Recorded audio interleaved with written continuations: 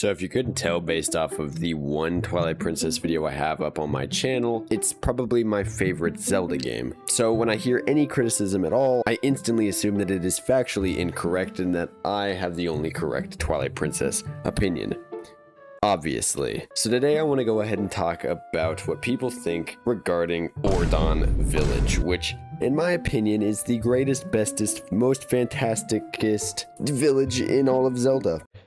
Yeah, I don't actually think that. I was literally just talking out of my ass. So I guess apparently people think like it's bad or something.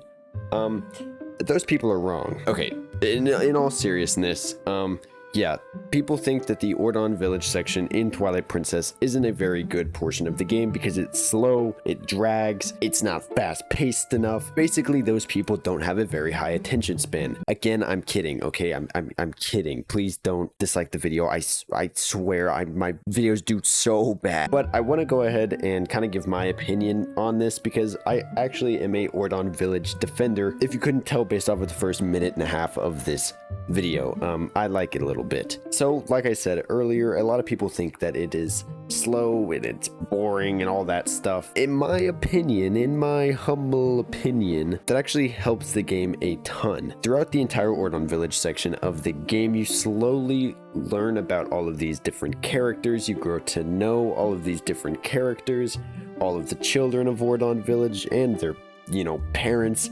and the cat.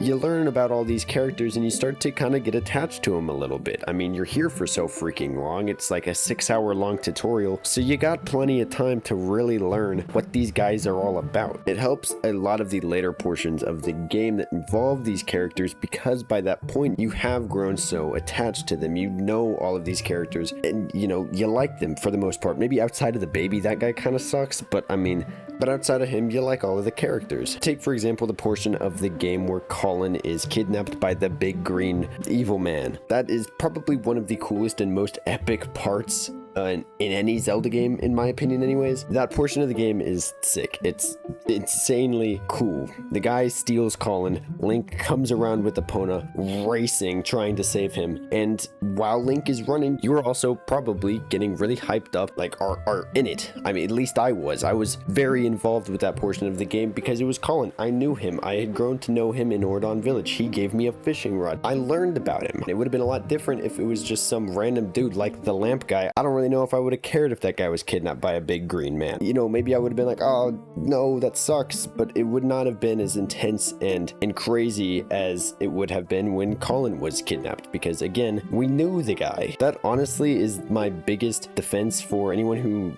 doesn't like Ordon Village. Is slice of life things like that I feel like in Zelda aren't super common. I mean, they kind of do it, but not to that extent and not to that length. And obviously I understand the criticism of it being really long because it can take a little while, and especially on later playthroughs it begins to kind of suck because obviously you've played through it already. It is a little lame to have to go through again, but again, honestly, I enjoy the slice of life. It's kind of nice because it doesn't happen again for the rest of the game, so having that for an hour is kind of cool because then the rest of the game is killing guys with swords and lunging at them as a dog. So it's nice to have a much chiller, kind of calm portion of the game before everything heats up and goes nuts. You get to see Link's casual life before he's the hero of Hyrule. You get to see what all these characters are like before the game is over, and then by the time the game ends, you've seen them grow and you've seen them, expand as a character, really. So yeah, in my opinion, Ordon Village is pretty cool. I mean, yeah, maybe it drags a little bit too long, but it's pretty cool in the sense that,